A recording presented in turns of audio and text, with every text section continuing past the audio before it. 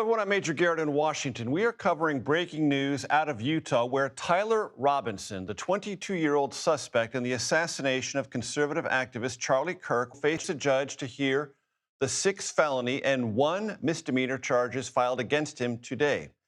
Aggravated murder, a charge for which the state has said it will seek the death penalty. Felony discharge of a firearm, 2 counts of obstruction of justice, 2 counts of witness tampering, and 1 count of commission of a violent offense in the presence of a minor. That count is a misdemeanor. Robinson is being held without bond in the Utah County Jail. He is under special watch. That is a procedure of extra scrutiny to ensure that he does not harm himself or other inmates. Prosecutors added more information to evidence gathered so far. Most importantly for trial, the assertion that DNA evidence has been found on the bolt-action rifle recovered and believed to be the murder weapon. Also, CBS News has confirmed that Robinson, in a group chat with friends, appeared to confess to Kirk's murder and indicated that he, Robinson, intended to turn himself over to authorities. To date, there is no evidence Robinson discussed his intentions before Kirk's murder or had accomplices. Prosecutors again today said there was evidence Robinson had become more political in the months leading up to Kirk's death and had turned more toward progressive politics. Prosecutors, however, were very careful to say there was, based on what they have discovered so far, no clear-cut motive. There was a protective order filed by Erica Kirk, that is the widow of Charlie Kirk. That was approved by the judge. Also, the state made clear vocally that it will seek the death penalty if, in fact, Tyler Robinson is found guilty of the aggravated murder charge you heard outlined by the judge, and that in several of the charges mentioned, there was an aggravating factor, that of political targeting and or motive in those charges. That was outlined by the state. That will, of course, have to be proven before a jury and evidence presented sufficient to cross over the barrier of a reasonable doubt. That is to say, it was clear to the jury that there was something political about this assassination, but the state has so alleged. I want to bring in our CBS News Justice correspondent, Scott McFarland, and former federal prosecutor Scott Frederickson, who join me now at the table. Scott Frederickson, I want to start with you. Based on what you heard and what the prosecutors outlined in its briefing to the reporters in Utah earlier today, what are your takeaways? Well, first, I think we see an overwhelmingly strong case. Even though there's no eyewitness testimony, the fact is eyewitness testimony is often, sometimes, the most vulnerable kinds of evidence. Instead, they have here what we seem to have is 3 separate admissions, once with his roommate or romantic interest, a second time with his chat group on Discord, and third, it looks like also, impliedly so, with his parents. So there's no stronger evidence in front of a jury than a defendant admitting that to other third parties.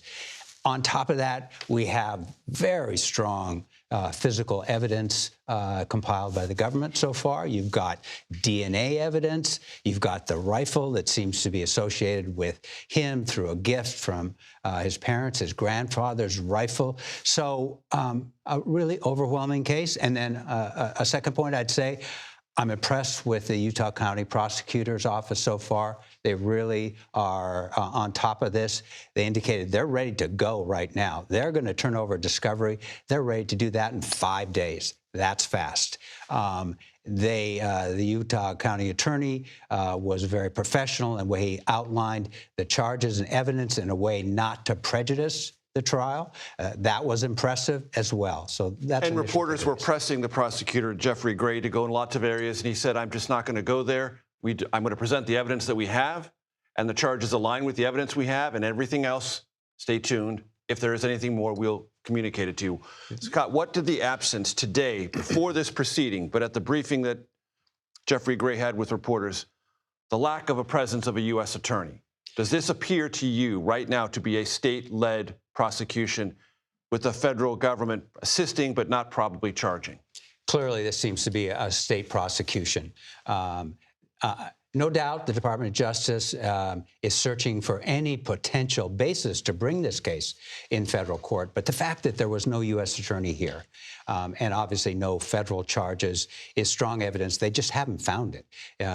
Federal jurisdiction is limited. They have to have a basis. So whether it's air piracy or some kind of assassination of a federal official, a politician, something like that, there has to be an independent basis. Here we have a private citizen who was assassinated in state. There doesn't seem to be any travel across state lines, interstate and there's no or anything like conspiracy with others so far. They're at ongoing investigation. So right now, I would say the Department of Justice is stepping back, and that's a smart thing to do. The worst thing they could do is jump in and file charges and then potentially put the state charges at risk here, because this is a death penalty case.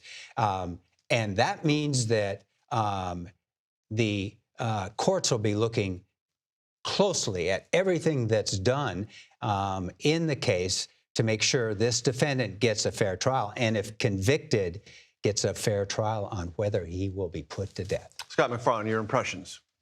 Well, start off with really what is a difficult to read charging document. Some of those text messages are vivid in their allegations and in their color. You can see these messages exchanged between a person and his roommate, allegedly with the roommate questioning, when did you start planning this? Did you do this alone? Those types of things are remarkably visceral to read, but I also was struck by the allegations in the charging document in which you have a mother and a father asking each other, did you see this? Does this look like our son?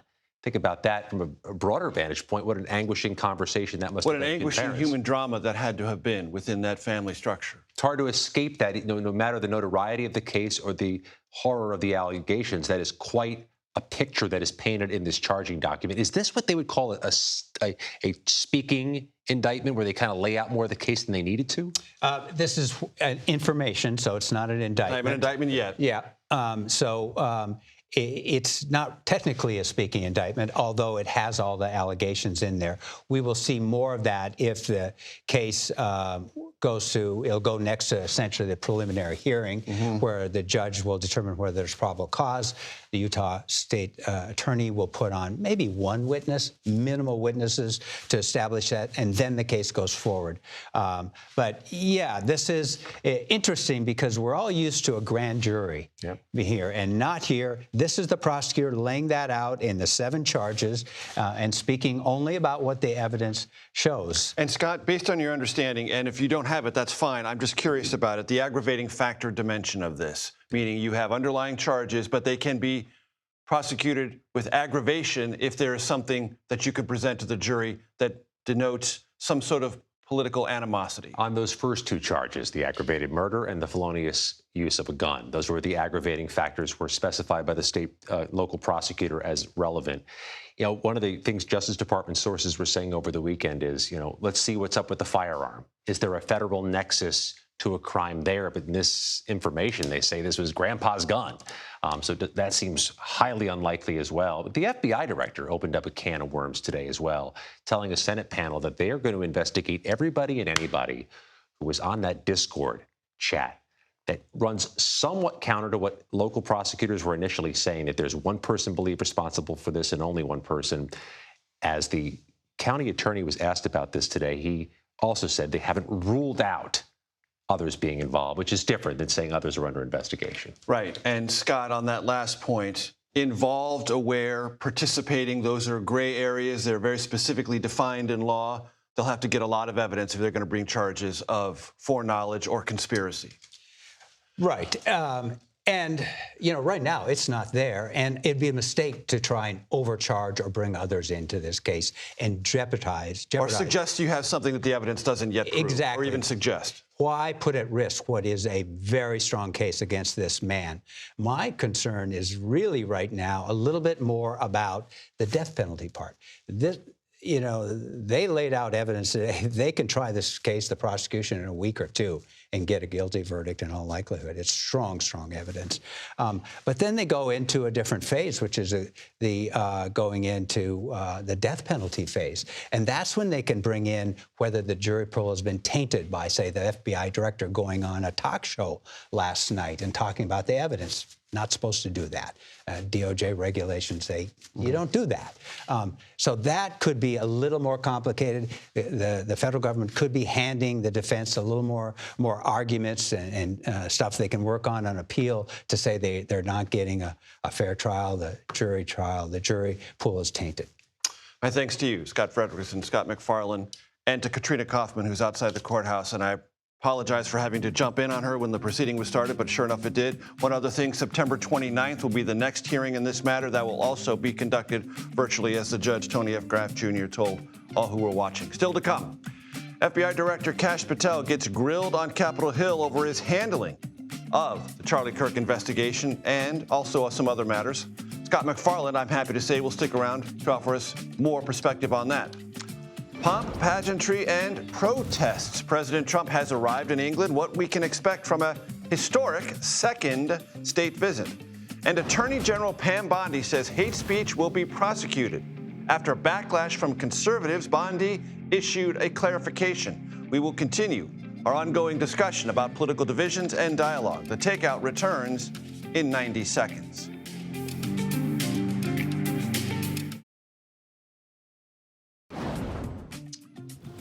Welcome back to The Takeout. FBI Director Kash Patel testified before a Senate committee today about the killing of Charlie Kirk. Democratic senators sparred with him about that and several other issues. Scott McFarland with me again. I'm always happy to have you with me, Scott. What happened?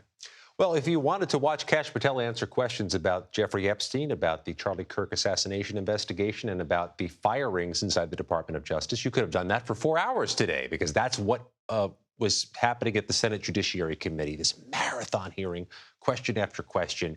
He made a little bit of news on the Jeffrey Epstein matter. Under questions from Republicans, Kash Patel says there is no list of people to whom Jeffrey Epstein trafficked young women and girls. No cohorts, no others involved. That's going to raise questions about what's actually in those Epstein case files and whether there really is any there. With regard to the firings, there were 2 more fired FBI agents who came out today and publicly said they were wrongfully fired, that it was not done according to procedure. Kash Patel defended some of the broader firings, saying these are people who were not ready to serve the FBI or fully ready to continue serving the FBI. I want to play some sound from Kash Patel's testimony before the Senate Judiciary Committee. This is an interaction with Peter Welch, Democrat from Vermont. In my commitment to work with the public to help identify subjects and suspects, I put that information out. And then when we interviewed him, I put out the results of that.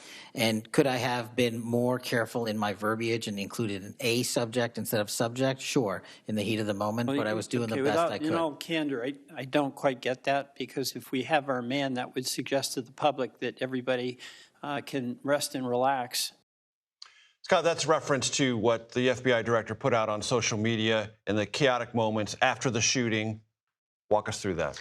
The social media post from the initial hours of the search has caused some concerns about that the FBI director should be posting such things as a practice. Should you be on social media announcing things ahead of local law enforcement, or even doing it on social media in the first place, knowing that social media isn't always a place to avoid misinformation?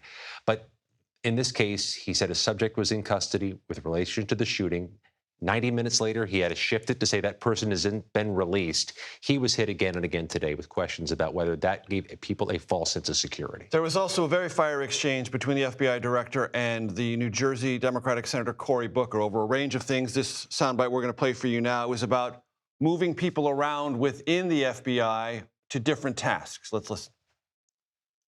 The premise of what you say is entirely false. Have there been any FBI agents who investigate foreign domestic terrorism? You don't get to say America is not safer under this leadership. I am not saying America that. is safer because of the work of the FBI. You're making a presumption of premise. 4,700 children. Sir, we have seized 6,000 weapons and 23,000 violent felons have been that FBI arrested. agents who investigate human trafficking have been reassigned to immigration enforcement.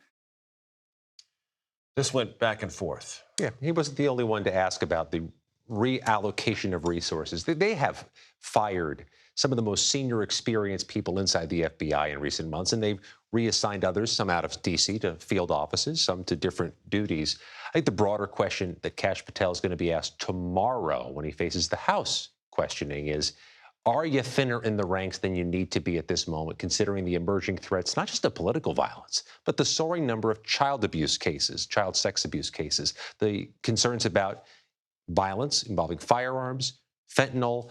Do you have enough bodies in the building? I think that question is going to linger tomorrow because it wasn't declaratively answered today. Questions linger in this city, especially in matters of this importance. Scott McFarland, thank you very much. We are going to take a quick break. Stay with us. You're watching The Takeout. President Trump and the First Lady are in the United Kingdom for a historic second state visit. The Trumps landed late this afternoon. They will be welcomed by the royal family tomorrow at Windsor Castle and meet with Prime Minister Keir Starmer Thursday. Mass protests are expected, leading the government to declare a, quote, high threat level across the country. Ed O'Keefe is in London traveling with the president. Ed, it's good to have you. This seems like a very big deal. Second state visit, lots of preparations, security and the like. Why now?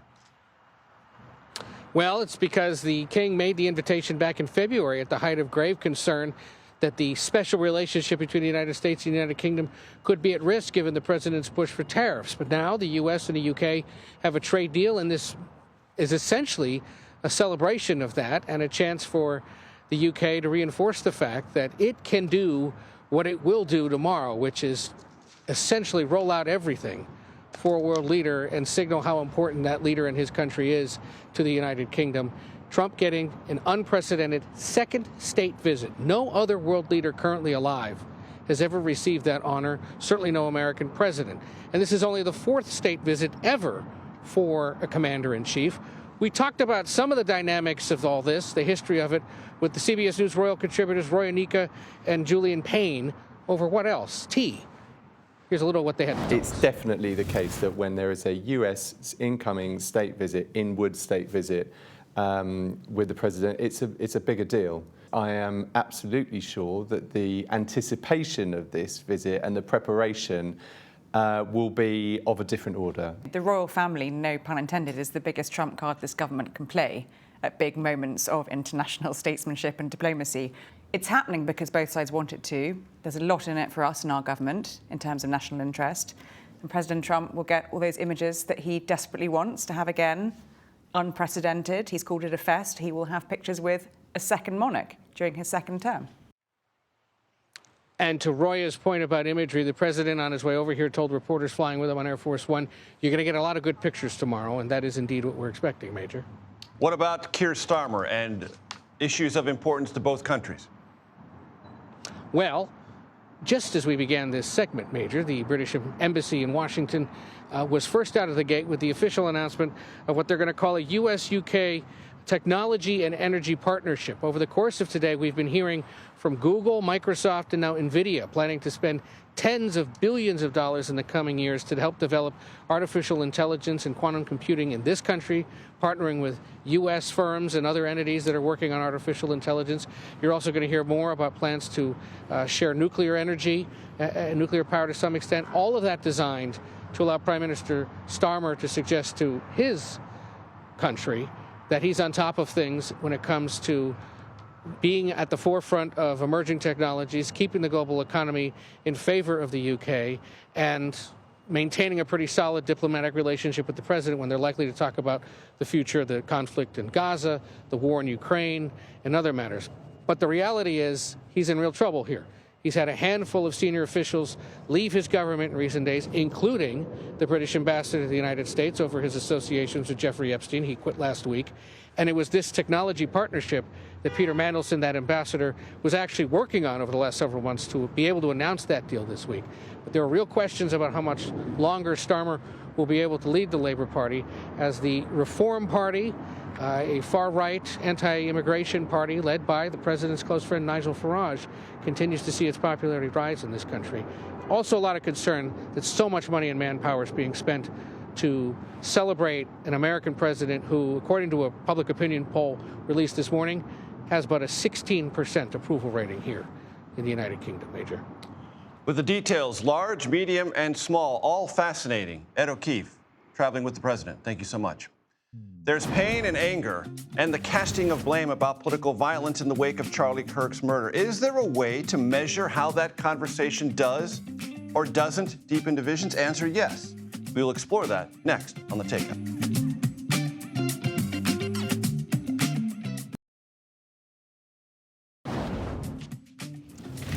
Welcome back to the Takeout. Welcome to the Conversation Corner. You've heard this. Since the assassination of Charlie Kirk, there have been persistent, passionate calls for some dimension, definable mention of unity in this country, and lots of rhetorical appeals to bring the rhetoric down, temperature-wise, and in its incendiary nature. Our next guest might, and I don't want to burden him with absolutely going to do it, but he might be able to lend a hand. Tim Shriver is the co-creator of something called the Dignity Index, which, if you haven't heard about it, is a way to score distinct phrases along an 8-point scale from contempt to dignity, with the goal of trying to bring us together, or at least find ways to use language that's less hurtful and less divisive. Tim, I'm glad you're here. Thank you for having me. Walk me through this index. How'd you come up with it, and how can it help people? Well, I think the first thing we realized, and we've known this for some time, Americans know this, that we have a new issue in our politics major. I think the issue is how we treat each other. It's not just the issues around immigration or taxes or international affairs, but the issue of how we treat each other, the quality of our interactions, the ways in which we treat each other when we disagree. So we decided, because people say in politics, nobody responds unless you get a score, right? Classify me, tell me how I'm doing. Right. So we built a scale that you can actually score yourself. The most important person to score, as it turns out, is yourself, on a scale of 1 to 8. 1 being the lowest score. That means I use language that says you're not even human, you don't even deserve to live. Up to 8, which is no matter whether we disagree or not, I'm going to treat you with dignity. And in the middle, and I you accept see your humanity, recognize it, understand that we're in this together at some level. At some level. And in the middle, you'll see like a 5 is someone who says, let's have equal time. But a 7 is someone who is curious about your point of view, even when you disagree. A 2 is someone who just sees you as morally evil. And we've actually made this scale sophisticated enough that it's pretty accurate no matter what. It doesn't vary if you're a Republican or a Democrat or if you're young or old. It just gives you an objective level as to how you're treating each other. So we can look at our political leaders and we can look at ourselves. This is the real pain of this moment. Everyone's asking what happened. My question is, what can we all do? What can we all do to save, to help, to improve our country? And the first thing I think we can do is treat each other a little better. Do people score differently whether this is a face-to-face encounter or an online, therefore less face-to-face encounter? The online space is a den of contempt. I mean, unfortunately, contempt gets rewarded by the algorithm. The more hateful, the more controversial, the more mean-spirited your language, the more you get likes, you get inquiries. So you have kind of the wrong incentive structure there. What human beings want out of each other, we want to belong, we want to be heard, we want to be understood, we want our ideas to prevail. All that gets lost online, I'm sorry to say. Face-to-face people, I think, are much better, but we're still struggling with this name calling. Like, how can we live in a country where I call you a fascist or a communist or disgusting, a lunatic, a Nazi, And we see this in this tragedy, where the language was being used even on the casings of because language can lead to imagining, can lead to action, and it also collapses the person. If you're a fascist, all of a sudden, what do you talk about? Maybe I should do something horrible to you. It becomes virtuous. This is how contempt works. It operates in disguise. People don't see themselves as contemptuous. I can scream at you, call you names, not because I'm contemptuous, because you are. I don't see myself.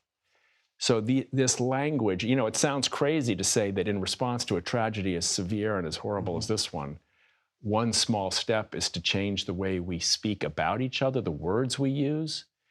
That's the experience I had. I was in Special Olympics for 30 years, still am, and we led a campaign to ask people to stop using the R word.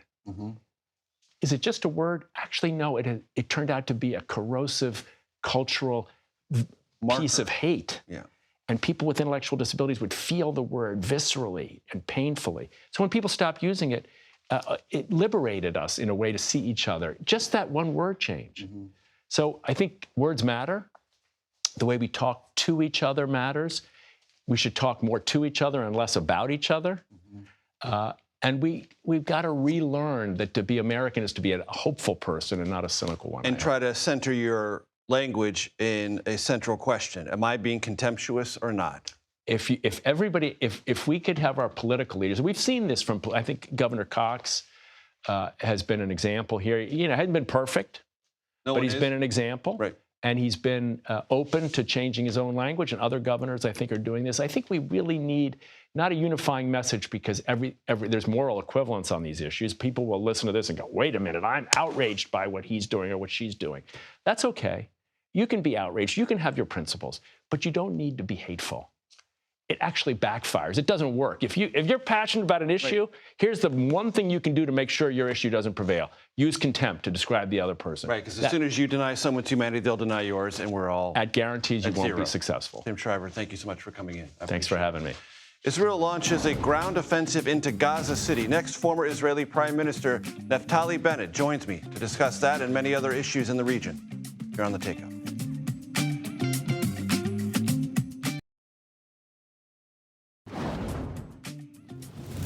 Welcome back to The Takeout. Thanks for staying with us. Israel has launched a ground offensive to take Gaza City. Israel says its objective is to destroy Hamas's military infrastructure there. The country's military said expects this operation to take several months. Israel has warned residents to evacuate and head south. Former Prime Minister of Israel, Naftali Bennett, joins me now. Mr. Prime Minister, I'm glad you're here. Thank you for joining us. Good to be here. Give me your evaluation of this military move into Gaza City and expressions for those civilians in harm's way to evacuate if they can. They've been evacuating a lot in and around Gaza. Yeah, it's a tough war. And when we want to reduce the degree of casualties, we always announce in advance an operation, which is fairly unique in warfare. Look, we have two objectives. The main objective is to bring our hostages home. There's still 48 hostages in the dungeons down there. Some of them are starving to death in cages. And we need to defeat Hamas, because Hamas repeatedly says that it will continue to attack Israel again and again until they annihilate us. So we can't live with this sort of terror state on our side. This whole thing can go away if Hamas releases the hostages and lays down its arms. How did the airstrikes in Doha, Qatar, affect the ability to create that negotiated space to win the hostages' freedoms, both dead and alive? Well, it's a fair question. I'd say the leaders of Hamas are continuing to initiate terror attacks against Israel. A day before that attack, they killed 6 Israeli civilians in Jerusalem, shot them point blank, and Hamas, those same leaders, took responsibility. So they have... So that makes them proper targets even in a sovereign country, not Israel. Yeah, that's not a new doctrine. After 9/11, there was a new doctrine that came to be, which is called the harboring terror doctrine, which essentially said that any country that knowingly harbors terrorists, you can attack those terrorists there. Leaning on that doctrine, President Obama took out Osama bin Laden in a sovereign country, which was Pakistan. So we're using that same doctrine here. There is conversation in the United Nations that I'm sure you're aware of, that what Israel has done in Gaza constitutes genocide. Your response? Yeah, I read this sham report, 72 pages. I read every single page. It's quite remarkable, because the whole report is totally silent about the fact that there's something called Hamas. Hamas is not mentioned in a report about a war between Hamas and Israel. So it's sort of like you're walking down the street and someone attacks you and tries to stab you to death. You shoot him, and then everyone just focuses on why are you shooting him? Why'd you shoot him? And forgetting that you're being attacked right now by the stabber. It's full of mistakes. It's a sloppy, slanted report, and it's going to be thrown into the dustbin of history. You do worry, Mr. Former Prime Minister, about Israel's reputation here in America and globally. Explain to my audience your worries and how this conversation about humanitarian suffering within Gaza contributes to what you're worried about. Absolutely. Israel is being massively condemned from around the world. Even though we're fighting a war of defense, sending our boys in, if we had thought about genocide, we wouldn't send anyone in. We just bomb the heck out of them. In Gaza right now, the ratio of civilian to terror deaths is 1-to-1. which is way more cautious than even what America did in Iraq, which was 3-1, 3 civilians on every militant. Look, we hate this war. I hate war. I fought in many wars in Lebanon, in Judea and Samaria, you name it. And I lost even my best friend. My own son is in the army. This is not something we want. We want to lead our lives, but we can't lead our lives when they're holding 48 hostages and starving them to death and telling us we're going to kill you again. This is not and rebuild to attack again. Exactly. Those are their words. I'm not You're doing right. anything other than recording. And so we're in a bind, and I get it that it looks bad because it does look bad, and it is bad. A war is a horrible thing, but Hamas can make it go away and decides to not do that. So unfortunately, we're entering Gaza. We have no other choice. You know the Prime Minister, Benjamin Netanyahu, very well. You were once his chief of staff. You are the creator of a new political party in Israel. You have designs to run for Prime Minister. Explain to me what you think Israeli politics wants out of a leader not named Benjamin Netanyahu. We need to unite Israel, stop with the internal divisiveness. We need a competent, professional government that will open a new page for Israel. And it's no secret. I think the current government is not a good government. We're a democracy. You said it's corrupt. I think many things, look, I don't like criticizing Israel abroad, but yeah, we're a democracy. And I think many things about this current government are bad. It doesn't represent the true nature of the Israeli people, which is an amazing nation of decent, hardworking, good people. And we're going to replace it, and you're going to see this amazing turnaround in Israel. Does that happen? Can it happen? Meaning, can there be a political shift in Israel if the war with Hamas continues? Because there are those supportive of Benjamin Netanyahu, opposed to Benjamin Netanyahu, who say he continues to prosecute the war because that not only serves military aims of Israel, but his own political interests. Look, I can't get into his mind, and I'm not going to try and do that. I can only look at a person's actions. The current government is not a good government. We deserve more. The world deserves more. The Israeli people deserve more. And the worst thing is this divisiveness. We need to unite Israel, right and left, religious and secular, Jews and non-Jews alike, to be one united nation. And that's something I did. That's something I'm going to do again. Mr. Former Prime Minister, it's been a pleasure. I hope you come back. Thank you, Major. Thank you very, very much. We are going to take a quick break. Stay with us. You're watching The Takeout. Moving now to the legendary Hollywood actor and director Robert Redford, who died today at age 89 in his home in Utah. Redford starred in and directed Oscar-winning films and founded the Sundance Film Festival. Reed Cowan joins us now. He's a CBS News anchor who also directed a documentary that premiered in 2010 at the Sundance Film Festival. Reed, it's great to have you with us. Just take it away. You have a lot of perspective on Robert Redford. He was one of the most important actors of my young life, seeing him on screen. And then he became a director and also a huge friend and mentor to up-and-coming directors. Take it away. Yeah, and a friend to storytelling and the power of story. You know, I got the word this morning from where I was anchoring the news that he had passed away, and I just felt this overwhelming sense, Major, of gratitude for somebody who not only elevated storytellers in our world, but made sure that he caught his own celebrity light and then shared it with other storytellers because he believed in the craft of storytelling and the power of storytelling to change the world. And Reed, we had a discussion in the newsroom, and some of my younger colleagues were like, I'm not sure he's that great. I don't know his movies that well. And I said, okay, have you heard of Quentin Tarantino? Have you heard of James Wan? Have you heard of David Aronofsky? Have you heard of David O. Russell, Ryan Coogler, Robert Rodriguez? I'm just name-checking all those. Anna DuVernay, all of whom were helped and assisted and mentored by Sundance and what Robert Redford put out there for independent filmmakers. Well, and it is very true that if you look at all of the list of Oscar-winning directors and actors and producers over the last several decades, many of them came up through the Sundance Film Festival. And as somebody who was born and raised in Utah, in rural Utah, not far away from the beautiful Sundance Resort, it's just a point of pride for me to know that a guy named Robert Redford, who had that white-hot spotlight because of the way he looked and his amazing charm and He wanted to go to the mountains of Utah and create this creative space for other creators to come and hone their craft, because, again, he believed that stories could elevate the world.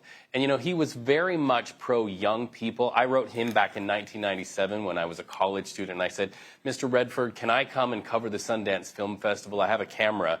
Not long after that, I got word back from his people. He gave me this credential. I was able to hang out with Oliver Stone, Al Pacino, some of the greats of their time, because he knew that I would take the story of the Sundance Film Festival and bring it to young people who then could carry forward in storytelling and the art of storytelling. And then I grew up in 2010. I got one of these. I got to be a director for a film that premiered at the Sundance Film Festival. This is the actual film Case that we carried into Sundance that premiered to sellout audiences there. Just what a remarkable person who didn't see fame as something from ego. He saw it as a power that needed to be shared, and he shared it well. Reed, I'm going to tell you that I love Barefoot in the Park. It's not one of his better-known movies, but I think it's terrific. And I also want to praise and name-check Ordinary People. He directed that movie. It won Oscars. It was among the most bold and counter-Hollywood movies you could possibly try to put into the commercial space. And Robert Redford had the courage to do that. Yep. What are some of your favorites? Well, I would echo exactly what you just said, and I also want to piggyback off of what you said, counter Hollywood. You know, Robert Redford hit this perfect sweet spot balance to where he was able to work with Hollywood, shepherd creators up into winning Oscars, but he was also able to be the guy who was not the Hollywood guy, who wanted to make sure that the conversation happened up in the mountains, and that's why we all gravitated to his light, because he believed in the power of these stories. And also, I would also name-check the movie Sneakers. Also not associated with Robert Redford's great pantheon of Oscar movies and things like that, but it's a heck of a story, and he has a great sort of witty side-eye approach throughout the whole movie. Yeah, absolutely. And you know what? That was the great thing about watching how he programmed the Sundance Film Festival. Before I, got to have my own film, my own documentary at Sundance, I got to live in the state of Utah, and every year we would wait to see which film actually was selected to come out. And there was always this great variety. Funny films, films that made you think, films that made you cry. He knew the power of that, and it was so important. Reed Cowan, thank you very, very much. I appreciate it. Happy Tuesday, everyone. This is The Takeout. Relentlessly curious, reliably civil, occasionally clever. The Daily Report starts now.